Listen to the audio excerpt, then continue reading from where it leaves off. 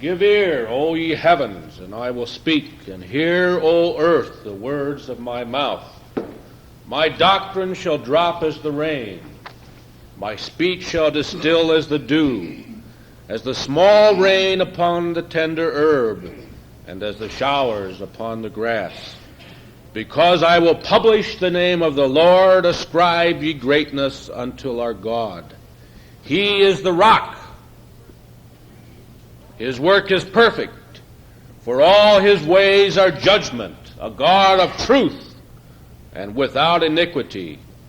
Just and right is he.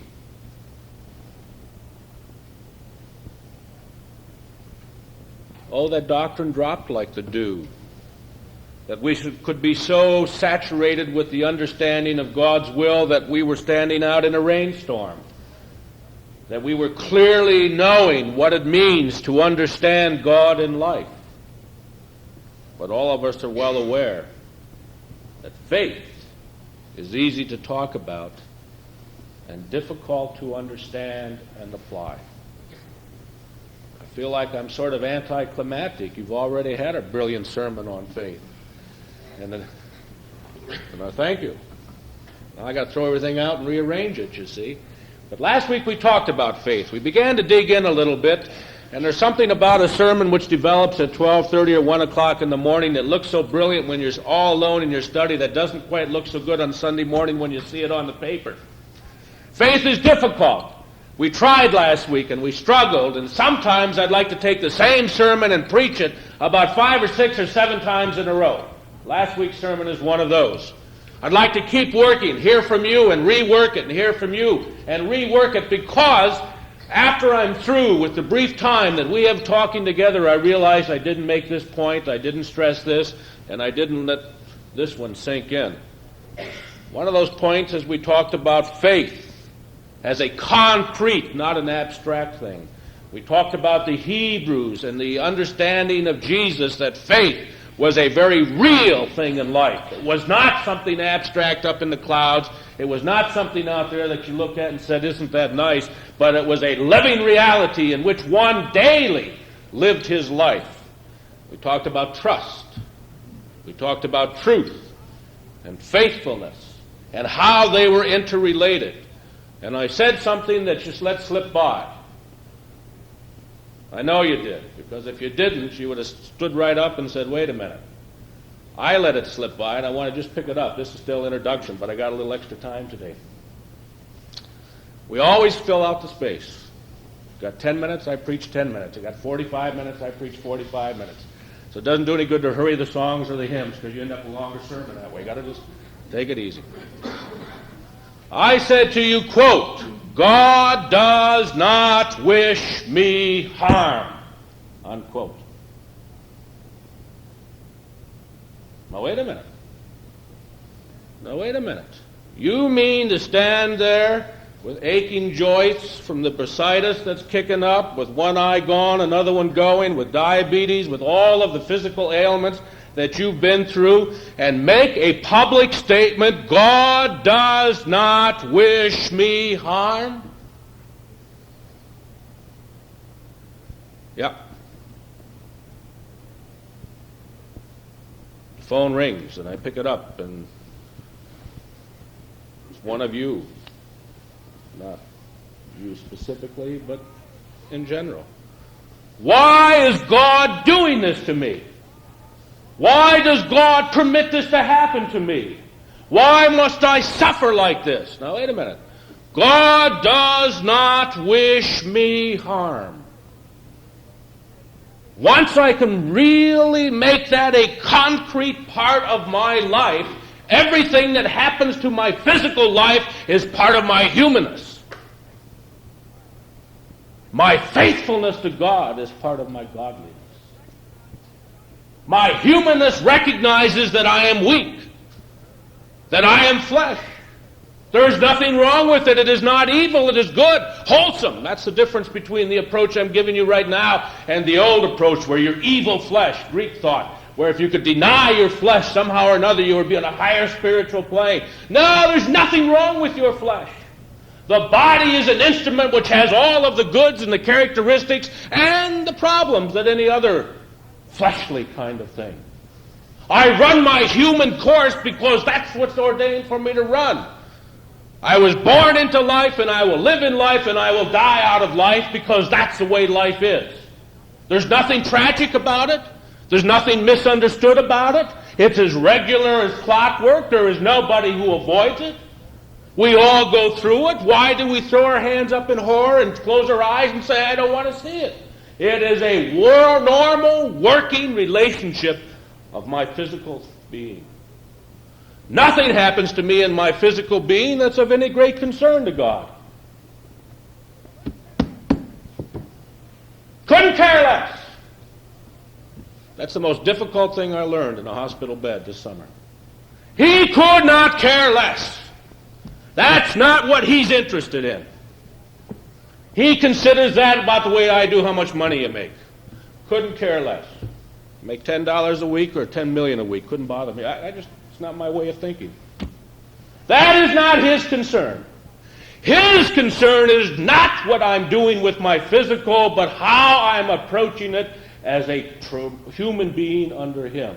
Where is my faithfulness? Am I being true to that which I know under God to be the truth, the trust, and am I faithfully holding to it? And when I'm doing that, regardless of what's happening here, I'm living as a dynamic, creative Christian. All that in a simple little phrase, God doesn't wish me any harm. Told you let it slip by, didn't you? I did too. Never said this publicly before, I don't think, but think about it. It is a harsh statement. It shatters everything I've ever dreamed or thought of. To say, to believe, to know, to have real in my life that what is here to there, and of such concern to me and to you and in our whole loving relationship together, ain't what God's interested in. What he is interested in is how I react to each of you, how I love with you, how I share with you, how we find God's truth together, and how we, at the times of life where we need to be faithful, are faithful.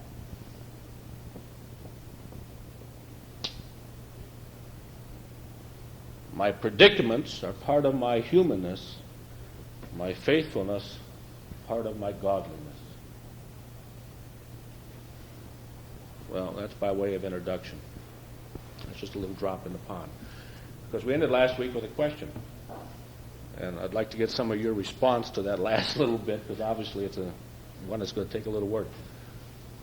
Also means, we have to change our way of living. Means I can't sit around grouching all the time like I've been doing. If people have been too nice to me, it's about time a few of you kick me in the rump and say, okay, you've had enough time to recover, now get going and quit talking about things. I need to soar her back in for a while. See, I need your loving care. Get out there and do it. We gave you all the time you needed now. Don't give us any excuses. If things really fall apart, we'll come and help you put them together, but on your own. We're bankrupt with sympathy with you. Good. Amen. You ought to be. I've had enough for 10 lifetimes, and I appreciate it, but we're at it now. Okay. We ended with the question, how do I know the will of God? You see, how can I be faithful? How can I be willing? And that's the most basic, fundamental question, I think, facing all of Christianity, and the toughest to answer. Greatest Catholic mind of all time was St. Thomas Aquinas. He was brilliant. I don't think there's been a mind within the Catholic Church, or a few within or outside of the Catholic Church, that could touch him. There's still major courses offered in the seminaries trying to understand all of the nuances of what he said. And the fact that you can study and study and study and study and study and study and still study and not find a man an utter fool, but find him full of knowledge and understanding, I think shows something about it. Having said that, I'll be arrogant enough to tell you that he was wrong in one area, because he did not go far enough. Most things he carried to the logical end, to the point where he almost destroyed them. But he argued, how do you understand faith? Faith is composed for St. Thomas Aquinas of two things, the intellect and trust. Assensus, that to which you give assent, which is intellectual, and fiducia, that which you trust or give faith to, which we would argue is faith. Now, he has a very real point. Nothing that I believe ought to be against my intellect. If it is, I haven't understood it properly, or I haven't believed properly. But he also can turn it the other way around. Nothing that I understand in my intellect ought to be against my faith. If it is, there's something wrong. A very good friend of mine, an Orthodox rabbi, one time said to me, a PhD from Heidelberg, a sheer genius, knows more than I could ever hope to shake a stick at, said to me, if there is ever a conflict between my faith and my intellect, I accept without question my faith. I said to him, that's a marvelous position. I wish I could hold it. If there's ever a conflict between my faith and my intellect, I looked at them both to see, first of all, whether or not my intellect is correct, and secondly, whether or not my faith is correct. And generally, I've found neither one have been correct, and both needed some major revisions. Pure intellect, which is the kind of thing that you hear so often from young students heading off to college who are going to destroy once and for all the concept of faith, leads to pure arrogance. That's why when your kids come home from school, you can hardly stand to be near them. They picked up a few little facts that you knew and forgot because there wasn't any importance to them, and roll them off as though they've discovered the universe and nobody else has ever heard these things, and look at you as though you don't know a thing because you don't know that in the year 1412 in a small village. Well, who cares? But worse than that, their arrogance comes out because they deny the basis of your living. They sit at the table and snicker. You've seen it. You did it. I did it. That my parents put up with me from the years 0 to 5 is a miracle. That they didn't kill me from the years 18 to 22 is astonishingly a miracle. I used to walk in, swagger in, armloads of books, ready to give the answer to any question, daring them to ask a question, prompting them, priming the well. Humbug. Arrogance, it's the pure intellect. You lose the faith, you lose the humility, you lose the humanness, you lose that which is really you, and you put it all up here. But the other side, trust, blindness is the answer there. You become a blind individual. You put so much into trust that you can't believe what your eyes tell you and your senses tell you and what you know to be true. An individual called and said, for 60 years I believed that God cared and did this. Why? After I've done this, and I've done this, and I've done this, and I've done this, and I've done this, is God doing this to me? I've always trusted and believed in Him. And I said, well, for the first time in your life, I think you may be beginning to understand God. God does not want blindness. When you can stand and look God in the eye, hey, God, let's talk about it. You're beginning to enter into a real relationship, a concrete relationship that involves the totality of the being. God does not need you falling on your knees in front of Him and never looking up to see what He's saying or doing. That kind of blindness no longer has a place in the human experience. God needs men of faith, always has. Moses looked Him in the face. Jesus lifted up his eyes to pray. He wasn't ashamed to face God. We are. Lifted up his eyes to pray. Look him in the eye and ask questions. But you see what happens when you begin to understand Aquinas. You want to push him one step farther. He was too Greek, too Latin, too Roman, too educated. He was too well aware of the Bible and wasn't aware of it at all. Because the one step that brings the intellect and the faithfulness, or the faith trust together, is the concept we spelled out last week of faithfulness. Faithfulness means that even though I may not understand, I have enough trust to seek to understand. Faithfulness means that even though I know something, I will try to grow into my faith so that it grasp where my intellect has taken me. Faithfulness says that I will seek to do that which I must do because, to quote Martin Luther, I can't do anything else. Faithfulness will drive me forward, utilizing the best of my intellect and the best of my understanding and the best of my trust. How do you know the will of God? You're intellectually arrogant, you're blindly faithful, and you end up, or blindly trustful, and you end up in faithfulness to Him. How do you know the will of God? Well, there isn't a single tradition within us except some of the modern day Unitarians. By the way, you're right. I did some checking, Norm. I was wrong. That break came long before the slavery issue. I didn't realize that there were Unitarian Congregationalists and there were Trinitarian Congregationalists, and they were fighting long before the question of slavery. So I was arrogant and he was right. Norm has a way of doing that to you. He never says anything, but he says, I remember, and then if you're honest, you go and look it up. He was right. Aside from a few modern Unitarians who don't believe in anything and are proud of it, and have no tradition and are proud of it, most Christian and Jewish traditions hold to the Bible at least as a basis for faith. Now, the Bible itself is a flexible thing. Which Bible, which translation, and what part of it do you really believe to believe the Bible? Be the Bible. The Catholics have parts that we don't have. The Eastern Orthodox have parts that the Catholics don't have. In fact, you'll remember a couple years ago I was chairman of a celebration here in the city of Detroit to celebrate the so-called Common Bible. The first time in history that one Bible was approved for use by the Catholics, the Protestant denominations for the main part, and the Eastern Orthodox. But as you remember, as I showed you at that time, here comes the Old Testament, then there's a blank page. Then there's a page that says these books are found in the Roman Catholic Bible but are not found in the Protestant or. Then you go on a little farther, there's another blank page. And there's a page that says these books are found in the Eastern Orthodox but aren't found in, and all that kind of stuff. But given the general framework, the Bible has always been central to both Judaism and Christianity in its various shades and forms. At least as acknowledged as such. There was a time when you could be put to death for reading or owning a copy of the Bible. And Henry VIII period of England, and a number of periods during Catholic Spain, and what have you. But at least within the clerical understanding of the faith, the Bible has been important.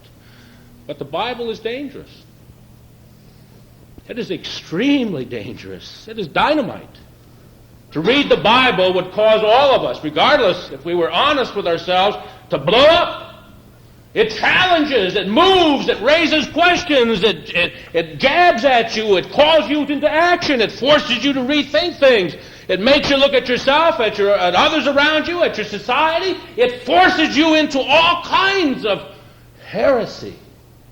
And how do you avoid heresy? And how do you know that it's truly the will of God and not your own misunderstanding of the text?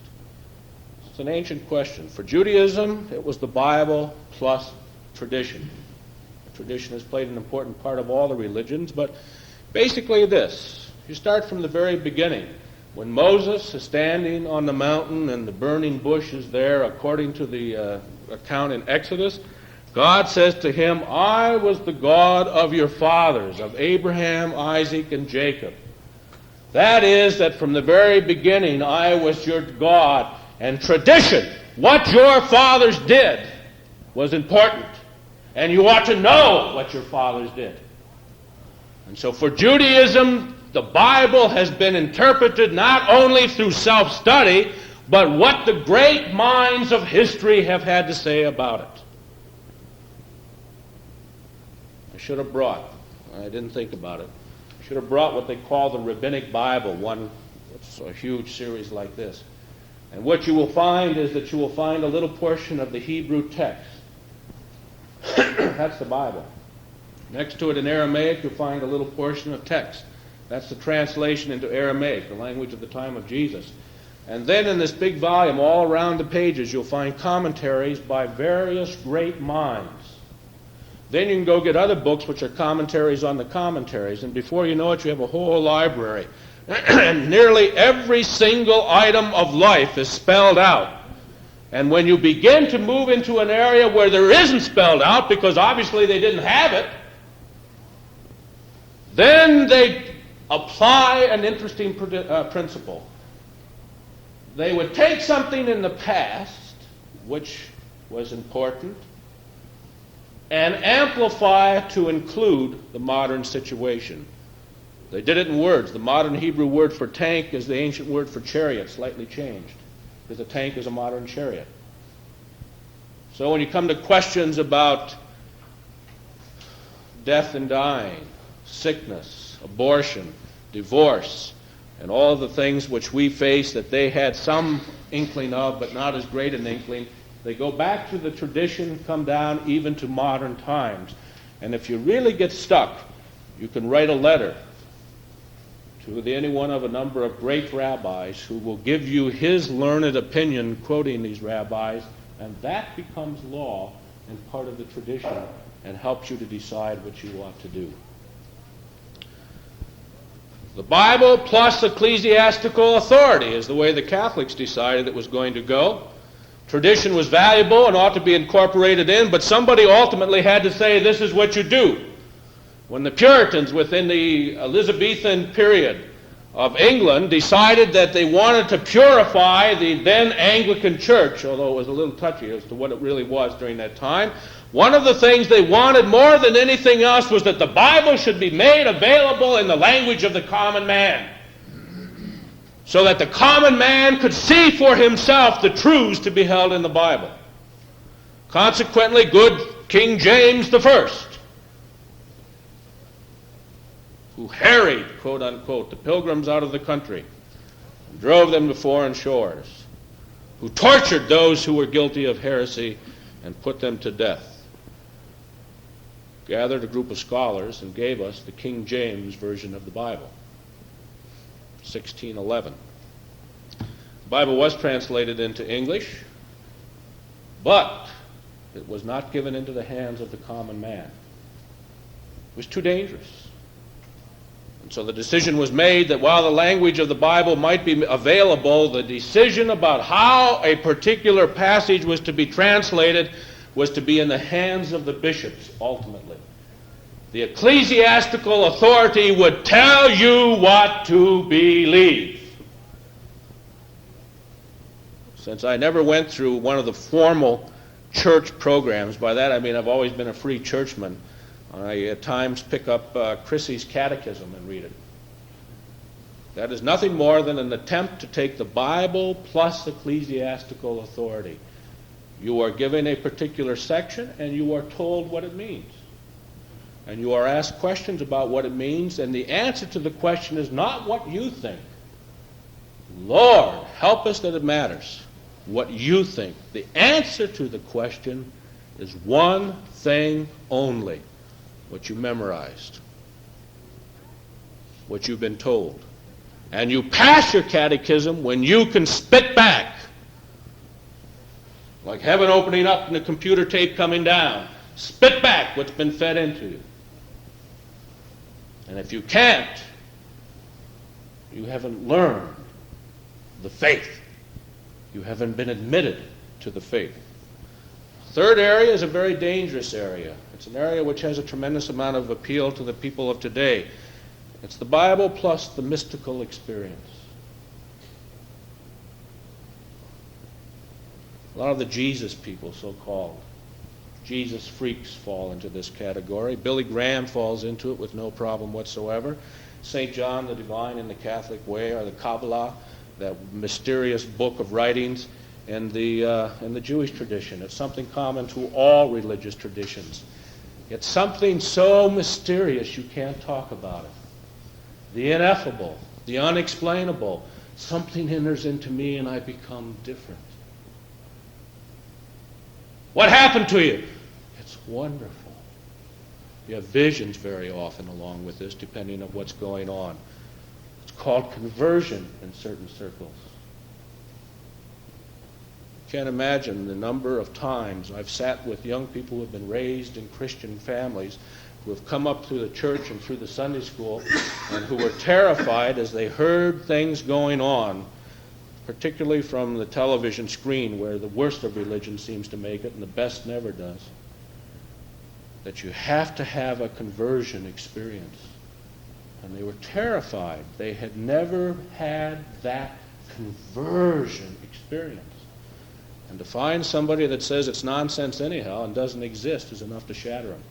You mean I don't have to go through all of this? No. A one-time experience may be very nice, but it doesn't do much for you. What are you living like? How are you relating to God? How are you understanding Him in your life? What good is it if you go through a conversion experience and rant and rave and beat your heart and moan and groan and talk about the beauties of God if you hate your neighbor? If you can't help somebody who really needs it? If you don't reach out with love? If you don't make it part of your life? All of them are attempts to know the will of God. All of them have failed. All of them have beauty. None of them are the answer. How do we know the will of God? Well, the fact of the matter is there's no answer to it. But within our circles, it seems to me that we ought to recognize very simply this. Number one, we begin with the Bible. That has been our congregational heritage. We claim that the Bible in its totality, has vision for us. And I say that well aware that I'd throw Paul out in an instant if I could. I had a great debate Tuesday night with a group of clergymen. I read a paper on my friend Paul. Boy, did we have fun. I rocked back on my heels and I was ready to go. But Paul, I'll leave him in for this purpose. We have got to recognize that the Bible does offer something to us as a starting point. Secondly, we ought to quote our newfound friend Paul, we ought to study. That's the intellectual. We ought to know. You know, the worst thing in the world is ignorance. Whenever you have ignorance, you fall back onto emotionalism. The more emotional you see somebody becoming, the more ignorant they are of the situation, as a general rule. And watch it. When you can't sit down and talk rationally about religion, you moan and you groan and you hold and beat your breast and so on. When you're not willing to take part of where the United States is going and understand the problems of the United States and as a citizen participate, you just grasp and whine and cry and do all kinds of breastbeating as though that's going to help anything because you're so ignorant of the problems and you refuse to participate. What am I going to do? Taxes are going up. Busing's a reality. You know, on and on and on. Ignorance results in breastbeating. Study, understanding, results in moving forward. In every area except politics, where it results in being put on a shelf somewhere. Now, I'm very serious about this. The Congregational Church has always been a church of intellectuals. It's been a church which has challenged. I told you the story once before that a group of ministers called upon one of their fellow congregational ministers in the late 1700s to debate with him. He decided to play a game with them. The debate started in English. He fell into Latin. They pursued him in Latin. He fell back into Greek. They pursued him in Greek. He began to quote his points in Hebrew. They attacked him in Hebrew, to which he retreated to Arabic and won the day. There's not a single congregational minister in America that could do that to this day. Not one. But this was a group of normal clergy. We've been intellectuals. Yale University, Harvard, the great institutions of learning have been congregational in their background and understanding. We have been intellectual. We have always insisted upon an educated clergy. We have recognized that the will of God can call an individual forward, but we have always insisted that he ought to, even while serving the church, continue his education. We have felt the power of the study. So I would say we would take the Bible plus study And one other thing, our own experience.